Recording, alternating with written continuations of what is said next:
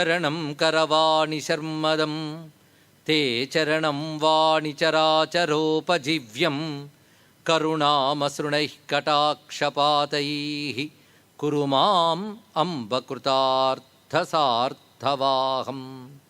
శారదా శారదాంభోజవదనా వదనాంబుజే సర్వదా సర్వదాస్మాకం సన్నిధిః సన్నిధిం క్రియాత్.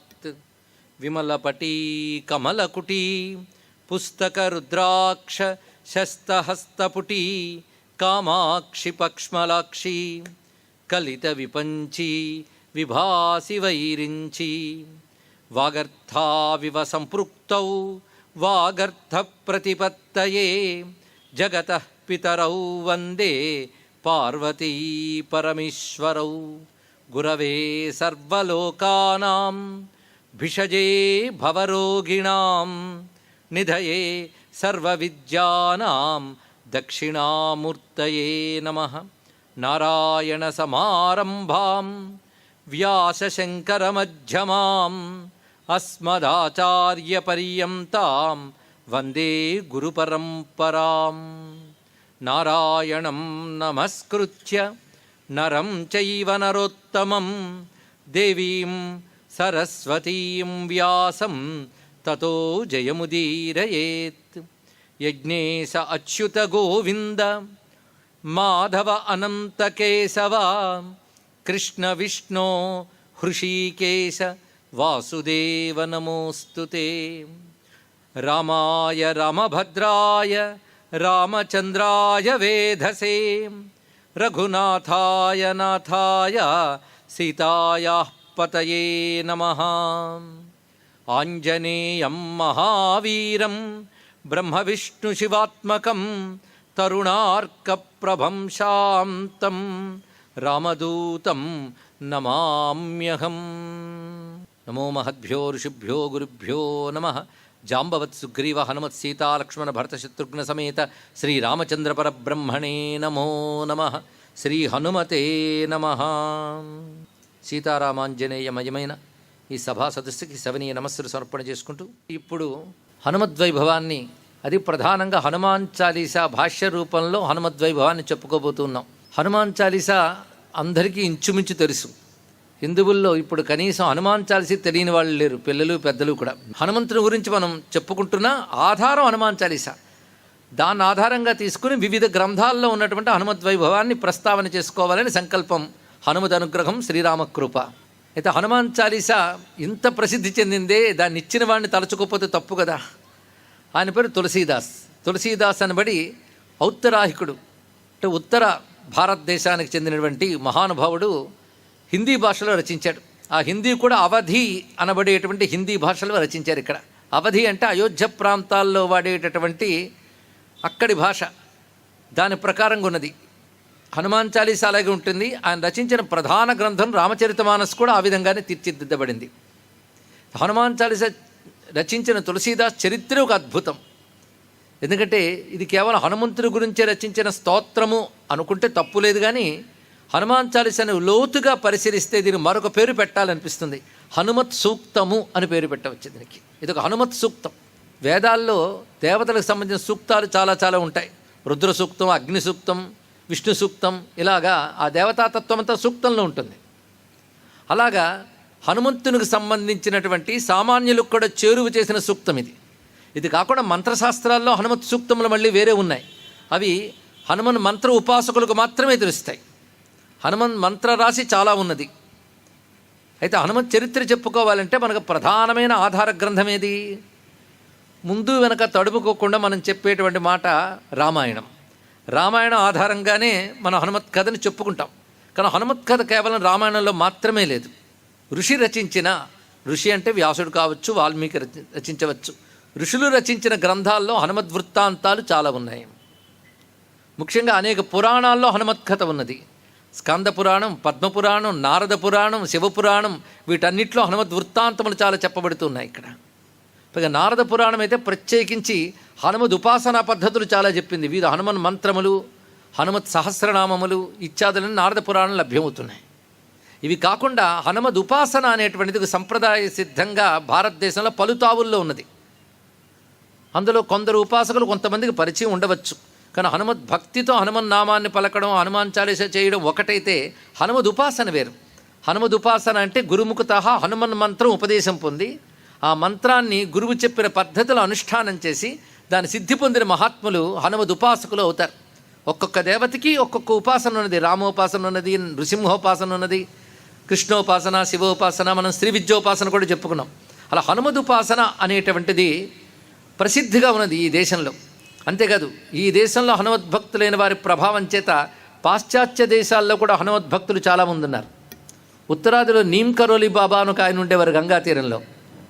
ఆయన మూర్తీభవించిన హనుమత్తత్వం అంటారు. ఇక్కడ రామనామం హనుమన్నామం రెండిటి యొక్క వైభవాన్ని అనుభవానికి తెచ్చుకున్న మహానుభావుడు.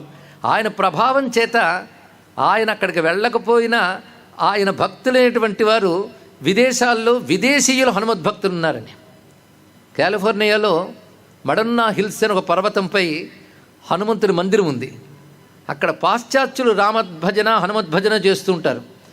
వారి జీవితాల్లో హనుమంతుని ప్రభావం, రామనామ ప్రభావం చాలా ఉన్నది. ఇలా అనేక చోట్ల కనబడుతున్నది.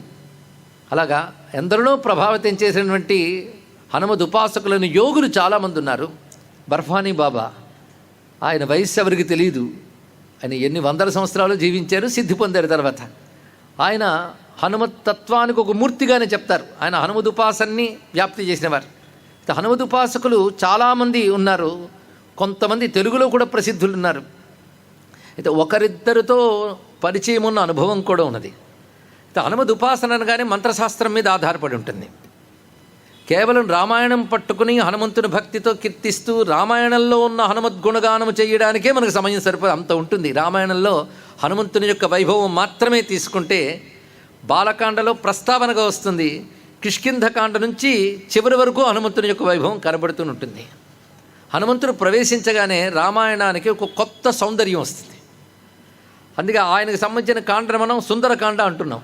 అసలు హనుమంతుడు ప్రవేశించిన దగ్గర నుంచి రామాయణమే సుందరమైపోయింది. హనుమంతుడు సుందరం చేసేస్తాడు, ఎందుకంటే ఆయన సుందరుడు గనుక. సుందరుడైన హనుమంతుడు రామాయణాన్ని సుందరం చేసేసాడు. అలాంటి సుందరుడైన హనుమంతుని యొక్క గుణగానం చేయడం వల్ల మనం ధన్యులమవుతాం. అదే రామాయణమే మనకి హనుమాన్ చాలీస చదువుతున్న ప్రతిసారి అందులో ఉన్న వాక్యాల ద్వారా రామాయణం స్ఫురిస్తూ ఉంటుంది. అదేవిధంగా తులసీదాసు ప్రధానంగా రామతారక మంత్ర సిద్ధుడు, అది మరువరాదు. రామతారక మంత్ర సిద్ధుడైన ఆయన రామ సాక్షాత్కారం కోసం హనుమద్ ఆరాధన చేశాడు. హనుమత్ కృప పొందాడు. ఆయన జీవితంలో దానికి ఉదాహరణ కనబడుతూ ఉంటుంది. ఆ హనుమత్ కృప పొంది ఆయన రామచరిత మానస్ మాత్రమే రచించడం కాకుండా ఇంకా మరికొన్ని గ్రంథాలు రచించాడు. తులసీదాసుని సామాన్యమైన కవిగా భావించడానికి లేదు. ప్రతి భాషలో కూడా రామాయణం రచించడం జరిగింది. అలాగే హిందీలో కూడా వచ్చిందంటే హిందీలో కూడా చాలా రామాయణాలు ఉన్నాయి.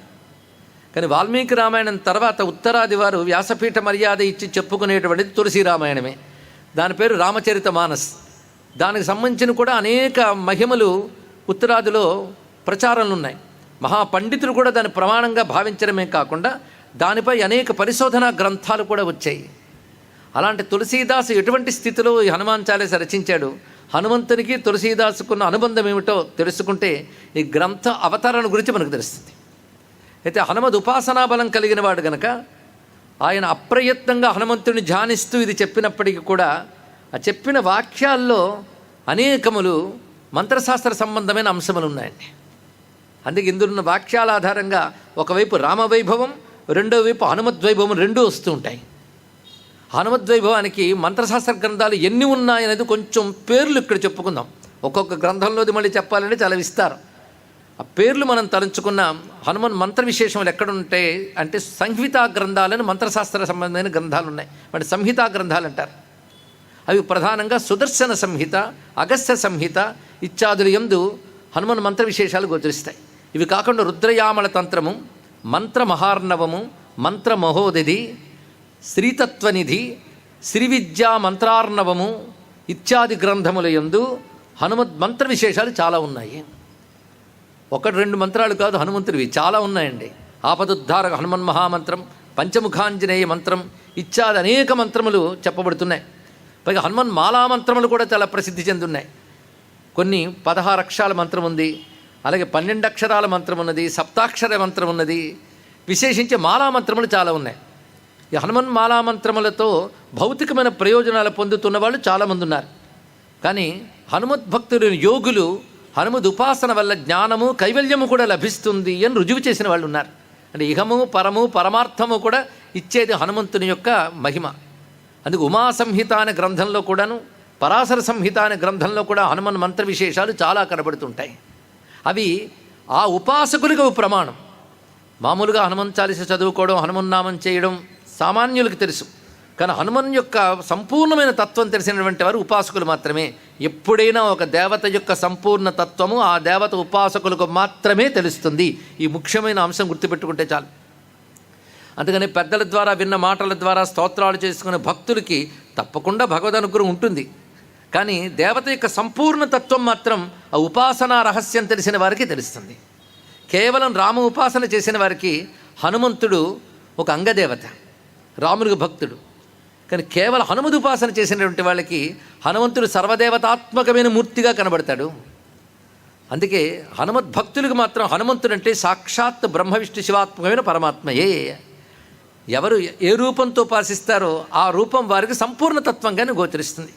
అయితే హనుమకు సంబంధించి రామాయణం నుంచి మనం ప్రమాణం చెప్పుకుంటే ఆశ్చర్యకరమైన విషయం ఏంటంటే ఋగ్వేదంలో ఋక్ సంహితల్లో మంత్రముల్లో హనుమత్ సంబంధమైన విశేషములు కనబడుతున్నాయి. దానికి భాష్యకారులు ఆ మంత్రాల్లో దగ్గర హనుమత్తత్వాన్ని బయటకు తీసుకొచ్చారండి. ఇదొక రహస్యమైన అంశం.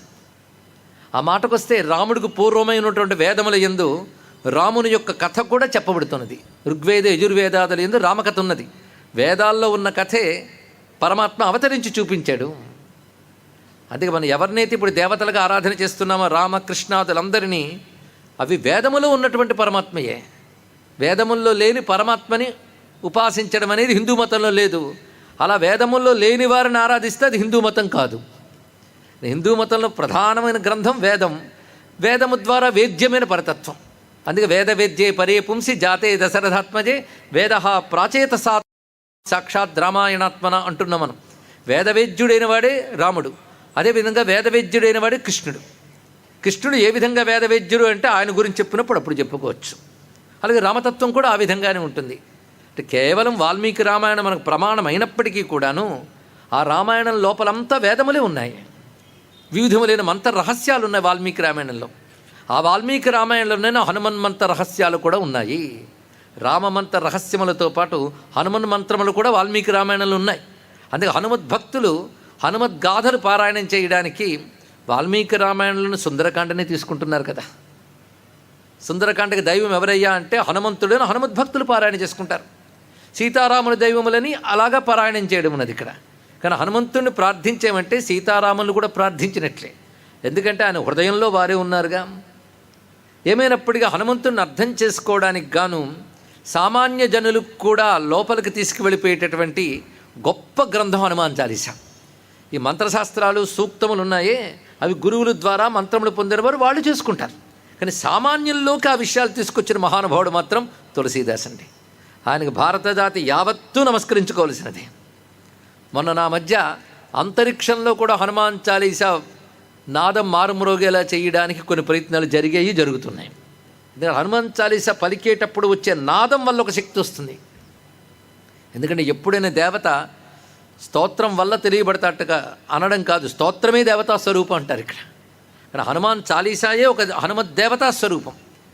ఈ మహానుభావుడు ఏ విధంగా హనుమంతుని దర్శించాడు తులసీదాస్ అనేది మనం చూస్తూ తద్వారా హనుమంతుడి గురించి చెప్పినవన్నీ ఆయన మనకు అందించేవి చెప్పుకున్నావి. అది వాల్మీకి రామాయణంలో ప్రధానంగా 3 పరిపూర్ణ మంత్రాది దేవతలు గోచరిస్తారు. 3 ప్రధానంగా వారికి వారే పరిపూర్ణం. ఒకటి సాక్షాత్ పరమాత్మ అయినటువంటి నారాయణుడు రామచంద్రమూర్తి, రెండవది మహాశక్తి అయినటువంటి సీతమ్మ, మూడవది హనుమత్ స్వామి. రామాయణం జాగ్రత్తగా చూస్తే 3 స్వతంత్రమైనటువంటి వ్యక్తిత్వం కలిగిన వారే. ఒకరి మీద ఒకరు ఆధారపడినట్టు కనబడతారు కానీ ఎవరికి వారే ఘటికులు. సీతమ్మ అంతా రాముడి ఆజ్ఞతోనే ఉన్నట్టుంటుంది, కానీ రావణుడిని తగలబెట్టేస్తాను జాగ్రత్త ఉంటుంది. అంటే ఆవిడే తగలబెట్టగలదు, కానీ రాముడి సందేశం రాలేదు అని ఊరుకున్నానంటుంది. అంటే ఆవిడ చెయ్యగలిగి చేయలేదు. మా హనుమంతుడు ఉన్నాడే, ఆయన 1000 కొలది రావణులైనా నా ముందు నిలబడలేరు అన్నాడు ఆయన. నరావణ సహస్రమే యుద్ధే ప్రతిఫలం భవేత్ అని చాటాడు ఆయన. అసత్యం పలకడాయన. ఒక రావణుడు ఏంటి, వేల కొలది రావణులు కూడా ఆయన ముందు పనికిరారు. అయినా ఆయన ఎందుకు రావణ్ణి సంహరించలేదంటే సీతమ్మ ఎందుకు తగలబెట్టలేదో అందుకు ఆయన ఆగాడండి ఇక్కడ. దీన్ని బట్టి ఎవరికి వారు స్వతంత్ర వ్యక్తిత్వం ఉన్న వాళ్ళే ఒకరి మీద ఒకరు ఆధారపడినట్టు కనబడతారు, వారికి వారి పరిపూర్ణులు. అందుకే ముగ్గురికి సంబంధించి మంత్ర విశేషాలు చాలా ఉన్నాయి. సీతామహామంత్రం ఉంది, సీతమ్మ సంబంధమైన జ్ఞానం ఉన్నది మహాశక్తిగా. ఆవిడ మహాలక్ష్మి అయినప్పటికీ కూడా సర్వదేవతాత్మికైన మహాశక్తి. రామచంద్రుడు సర్వదేవతాత్మకుడైన నారాయణుడు. ఇప్పుడు హనుమంతస్వామి గురించి ఎలాగో చెప్పుకోబోతున్నాం. అయితే హనుమంతుడిని జననగాథ మొదలుకొని ప్రారంభించవచ్చు, కానీ మనం తులసీదాసు గారిపై భక్తితో హనుమాన్ చాలీసానే ఆధారం చేసుకుంటూ అందులోని ఔచిత్యం ఎంత గొప్పది. చిన్నపిల్లలు మొదలుకొని అందరూ పాడేయడం వల్ల గొప్ప ఉపకారం జరుగుతుంది, అదేవిధంగా ఒక తెలియని అపచారం కూడా జరుగుతుందండి. ఏమనుకోవద్దు అలా అన్నామని. ఎందుకంటే బాగా అలవాటైపోతే తేలిక భావం ఏర్పడుతుంది. ఏదైనా అంతే, రోజు చూస్తూ ఉన్నా బాగా అందిపోయినా విలువ తెలియదు. అలాగే చిన్నప్పటి నుంచి అందరూ పాడేయడం వల్ల హనుమాన్ చాలీస అంటే ఏదో అనుకుంటాం.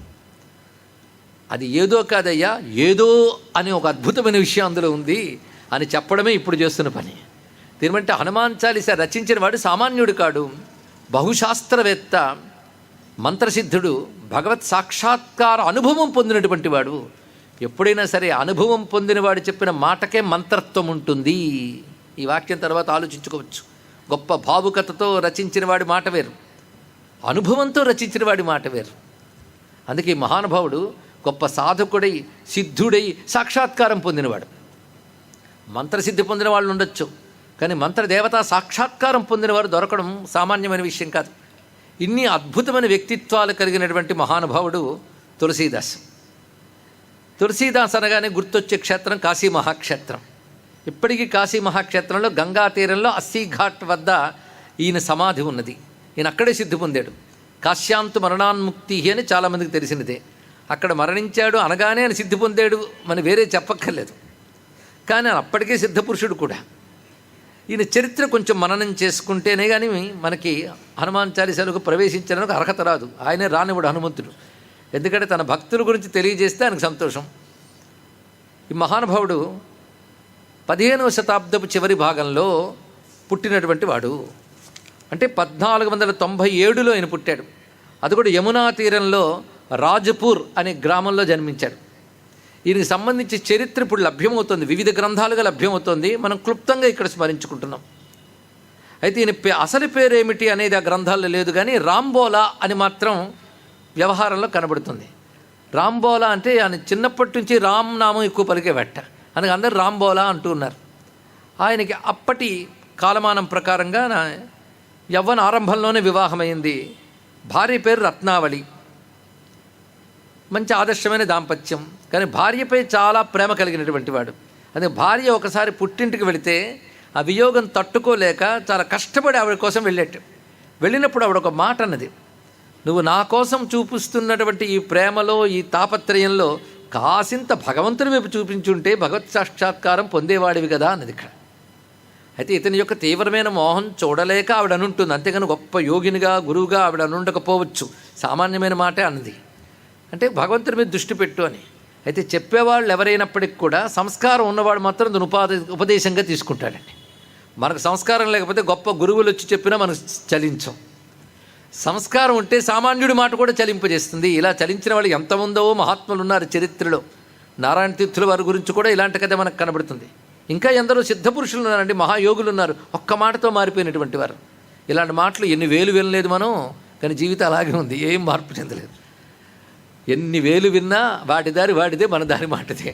మనకు బాగుపడే యోగం ఉంటేనే మహాత్ములు చెప్పిన ఒక్క మాట మనల్ని మార్చేస్తుందండి. ఇక్కడ వాళ్ళు మహాత్ములే కానక్కర్లేదు, మంచి మాట గ్రహించగలిగే సంస్కారం మనకుంటే మనమే మహాత్ములం అయిపోగలం. ఇక్కడ మొత్తానికి ఇతరులు వెంటనే మార్పు వచ్చింది. మార్పు వచ్చి ఇంకా ఇంటిని విడిచిపెట్టి భగవంతుడి వైపు వెళ్ళిపోయాడు. అతని ఆలోచన ఒక్కసారి నిజమే, ఏవైతే గొప్ప వస్తువులను వెంటబడుతున్నామో అవి మిగిలేవి కావు, అవి మనకు మిగలవు, చివరికి వాటికి మనము మిగలవు. కానీ ఏది మిగిలే వస్తువు ఆలోచించాలి. ఆ మిగిలిన వస్తువైన పరమాత్మ కోసం తప్పించి దానికి అఖండమైన వైరాగ్యం కావాలి. అది ఆయనకు సహజంగా వచ్చింది ఆ సమయంలోనే. అంటే పూర్వజన్మ కర్మ విశేషము ఒక్క చిన్న అనుభవంతో పండిపోతుందని. గజేంద్రుడికి మొసలి పట్టగానే వచ్చినటువంటి ఒకానొక పరివర్తన వలె, అది తెలుసుకోవాలి. ఎన్ని మొసళ్ళు ఎన్ని ఏనుగులను పట్టలేదు, కానీ ప్రతి గజేంద్రానికి మోక్షం లేదు. కనుకనే అక్కడ అతని జీవుడి సంస్కారం అదే. అదేవిధంగా ఇతరులు ఒక పరివర్తన కలిగి సంచరిస్తూ ఉన్నాడు భగవచ్చింతన చేసుకుంటూ. అంతవరకు అసలు ఏ అనుష్ఠానం లేనివాడేం కాదు, సంప్రదాయబద్ధంగా సంస్కారము లేనివాడు గనక తన నిత్యానుష్ఠానం తనకు ఉండేది. అదేవిధంగా సర్వశాస్త్రములు అభ్యసించిన వాడు కూడా మహాపండితుడు. అటువంటి వాడికి మనస్సులో ఈ సంస్కారం రాగానే ఇంకా అక్కడి నుంచి సాధన చేస్తూ క్షేత్రయాత్రలు చేస్తూ ఉండగా ఒక గొప్ప గురువు లభించాడు. భగవంతుడి కోసం అన్వేషించేవాడికి గురువు వెతుక్కుంటూ వస్తాడు అని పెద్దలు చెప్తూ ఉంటారు. పరీక్షిన్ మహారాజుకు సుఖయోగింద్రుడు లభించినట్లుగానే అతని పేరు నరహరి ఆనంద స్వామి అనేటువంటి గురువు లభించాడు. ఆయన తారక మంత్రాన్ని ఉపదేశించాడు. ఆ చెప్పిన ప్రకారంగా నిరంతరం తారక మంత్ర జపం చేసుకుంటూ వివిధ క్షేత్రాలు సంచరిస్తున్న కాశీక్షేత్రంలో ఎక్కువ కాలం ఉన్నారు.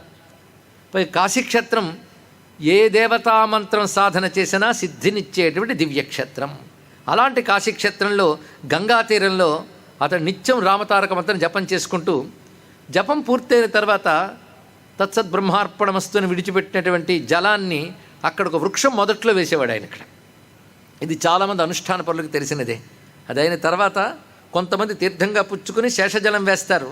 కొన్ని సంప్రదాయాల్లో జపం చేసి విడిచిపెట్టిన జలాన్నే వేస్తారు. మొత్తానికి ఆ జలాన్ని ఒక చెట్టు మొదట్లో వేశాడు.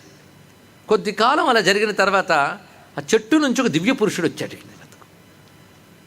అయ్యా, నీ వల్ల నేను తరించాను, అందుకు కృతజ్ఞతగా నీకేదైనా ఉపకారం చేస్తాను అన్నాడండి. ఇది ఆశ్చర్యకరమైన అంశం. నా వల్ల నువ్వు తరించడం ఏమిటయ్యా అంటే, నేను ఒక బ్రహ్మరాక్షసిని ఈ చెట్టు మీద ఉండేవాడిని. నేను చేసిన పాపాల వల్ల బ్రహ్మరాక్షుడిని చెట్టును ఆశ్రయించుకున్నాను. కానీ నువ్వు రోజు మంత్రం చేసి విడిచిపెట్టిన జలం ఇక్కడ వేయడం వల్ల దాని ప్రభావం చేత నాలో పాపములు దగ్ధమయ్యి నేను ఇప్పుడు దివ్య పురుషుడిగా మారాను. ఇప్పుడు నేను దివ్యధామమునికి వెళ్ళిపోతున్నాను. కాబట్టి నీకేదో ఉపకారం చేసి వెళదామని వచ్చాను అన్నాడు ఇక్కడ. దీన్ని బట్టి మామూలుగా జపం చేసేసి నీళ్లు వేస్తాం, కానీ దానికి అంత శక్తి ఉందో మనకు తెలియదు. చూడండి ఇక్కడ ఎన్ని పాపాల దహనం చేస్తుందో. ఈ నీరు తగలడం వల్ల, నీటి ప్రభావంలో ఆ చెట్టును ఆశ్రయించుకున్నటువంటి బ్రహ్మరాక్షసుడికి దివ్యత్వం వచ్చింది ఇక్కడ. అప్పుడు ఈయన అన్నాడు, నాకేం కావాలయ్యా, నాకేం కోరిక లేదు, కేవలం రామానుగ్రహం తప్ప నాకు ఇంకోటి అక్కర్లేదు. నాకు కావలసినది రామసాక్షాత్కారం కావాలి. అది చెయ్యగలవా అంటే, అది ఇంకో వ్యక్తి ఎవడు చేయలేడయ్యా, ఆయనకు అనుగ్రహం కలగాలి. నేను నీకొక్క ఉపకారం మాత్రం చేసి పెట్టగలను. రామసాక్షాత్కారం కావాలంటే హనుమంతుని అనుగ్రహంతో అది సాధ్యమవుతుంది. ఆ విషయం హనుమాన్ చాలీసాలో ఆయనే చెప్తాడు. హనుమంతుని గట్టిగా పట్టుకుంటే రాముడు దొరికిపోతాడు. అందుకు నేను నీకేదైనా ఉపకారం చేస్తా. అయితే హనుమంతుడు నువ్వు ఎలా పట్టుకుంటావంటే, ఎక్కడ రామకథ జరిగితే అక్కడ హనుమంతుడు ఉంటాడు. అందుకు నువ్వు నిరంతరం రామకథాగానం చేస్తూ ఉండు. హనుమంతుడు వస్తాడు. ఏ రూపంలో వస్తాడో ఎవరికి తెలియదు. నేను నీకు చేసే సహకారం ఏంటంటే, ఆయన ఏ రూపంలో వచ్చినా నీకు చూపిస్తాను, అది పట్టుకో చాలన్నాడు. వెంటనే ఈయన రామకథ చెప్పడం మొదలుపెట్టాడు. జనాలు తండోపతండాలుగా వస్తున్నారు. ఇక్కడ చెప్తున్నాడు, కానీ ఆ దివ్య పురుషుడు ఎక్కడ సూచిస్తాడా అని చూస్తున్నాడు. రామకథ అవగానే అందరూ వెళ్ళిపోతున్నారు. అందులో ఒక సామాన్యుల్లాగా లేచి వెళ్ళిపోతున్నాడు ఒక ఆయన. వెంటనే దివ్య పురుషుడు సూచించాడు, ఆయన హనుమంతుడని. ఈయన వెంటనే వెళ్ళి గట్టిగా పాదం పట్టుకున్నాడు. నేను విడిచిపెట్టానని పాదం పట్టుకున్నాడు ఆయన. ఇక్కడ అంటే హనుమంతుడు ఏ రూపంలో వస్తాడో తెలియదు. శాస్త్రం ఎప్పుడు అబద్ధం చెప్పదు. ఎత్ర ఎత్ర రఘునాథ కీర్తనం తత్ర తత్ర కృతమస్తకాంజలిం బాష్పవారి పరిపూర్ణలోచనం మారుతిం నమత రాక్షసాంతకం. రామాయణంలో చిట్ట చివరికి ఉత్తరాఖండలో ఒక విషయం చెప్తాడు. రామచంద్రమూర్తి అవతార పరిసమాప్తి చేసేటప్పుడు తనతో పాటు ఎందరునో దివ్యధామానికి తీసుకువెళ్ళాడు, సరయూ నదిలో ప్రవేశించి. ఆ సమయంలో చిరంజీవులైన ఇద్దరిని మాత్రం ఉంచేశాడు. మీరు రావడానికి లేదయ్యా, ఉండండి అని. ఒకడు విభీషణుడు, రెండవైన హనుమత్ స్వామి. నువ్వు ఉండాలనైనా అన్నాడు. ఇక్కడ ఎంతవరకు? ఈ రూపంతో కల్పాంతం వరకు ఉంటావు. కల్పాంతం వరకు ఈ రూపంతో ఉంటావు, కల్పాంతం వరకు. ఇంకా కల్పానికి అంతం చాలా ఉన్నదండి. ఇంకా మనం ఇప్పుడు 7వ మన్వంతరంలో ఉన్నాం. ఇలాంటివి 14 మన్వంతరాలు అయితే ఒక కల్పం. కల్పాంతం వరకు ఈ రూపంతో ఉంటావు. తర్వాత నీ స్థానం వేరు. ఎప్పుడు ఉండేవాడివి నువ్వు. హనుమంతుడు అంటే శాశ్వతావతారం, ఇది తెలుసుకోవాలి. శాశ్వత స్వరూపుడు. మంత్రములు ఎప్పుడూ ఉంటాయి. మంత్రములు ఎప్పుడు ఉంటే మంత్రాదేవతలు ఎప్పుడూ ఉంటారు. కానీ మంత్రాదిదేవత భూమిపై అవతరించి ఉండడం అనేటువంటిది ఏందో అది హనుమంత స్వామి. అవతరించకముందు హనుమంతుడి దైవమే. ఎందుకంటే హనుమంతుడు అవతరించక ముందు కూడా పూర్వ ఋషులు హనుమన్ మంత్రాన్ని దర్శించారు, హనుమంతుడిని ఉపాసించారు. ఆ మాటకు వస్తే రామచంద్రమూర్తి అవతరించక ముందు కూడా రామమంత్ర ఉపాసకులు ఉన్నారు. రాముడు కేవలం దశరథ పుత్రుడుగా వచ్చాడంటే అంతకు ముందు లేడా? ఉన్నాడు. అప్పుడు మంత్రాధిదేవతగా ఉన్నాడు ఆయన, మంత్రస్వరూపుడైన నారాయణుడు ఆయన్ని. అప్పుడు ఆయన ఉపాసన చేసి దేవతలు ఋషులు ప్రార్థిస్తే దిగి వచ్చాడు. అంతకు ముందు ఉన్నవాడే హనుమత్స్వామి. అలాగే కానీ అవతారముగా వచ్చినటువంటి రామచంద్రమూర్తి తన అవతార ప్రయోజనం నెరవేరాక తిరిగి వైకుంఠధామనుకు వెళ్ళాడు. కానీ వరము చిరంజీవిత్వాన్ని వరంగా పొందినటువంటి హనుమత్స్వామి ఉండవలసి వచ్చింది. అప్పుడు హనుమంతుడు ఒక మాట అన్నాడు రాముడితో, ఎంతవరకు నీ నామస్మరణ భూమి మీద ఉంటుందో అంతవరకు ఉంటానన్నాడు ఇక్కడ అని సాక్షాత్తుగా రామాయణంలో వాల్మీకే చెప్తున్నాడు. కానీ హనుమంతుడు ఎప్పుడు ఉంటాడు. అయితే ఆయన భగవత్ స్వరూపుడు గనక ఏకకాలంలో అనేక చోట్ల ఉంటాడు కనుక ఇక్కడే ఒకటి రామాయణం చెప్తుంటే మరొకళ్ళు మరొకరు రామాయణం చెప్తుంటే పక్కనే మరొక చోట రామాయణం చెప్తున్నా అన్ని చోట్ల ఆయన ఉండగలడు. అన్ని చోట్ల వింటాడండి హనుమంతుడిది. ఎప్పుడు విన్న కదేనండి మళ్ళీ ఎందుకు అన్నాడు ఆయన. అందుకు గొప్పవాడు ఆయనకి. రామకథని ఎలా వినాలో ఆయన చూసి నేర్చుకోవాలి. అప్పుడే కొత్తగా వింటున్నట్టు. బాష్పవారి పరిపూర్ణలోచనం మారుతిం నమద రాక్షసాంతకం.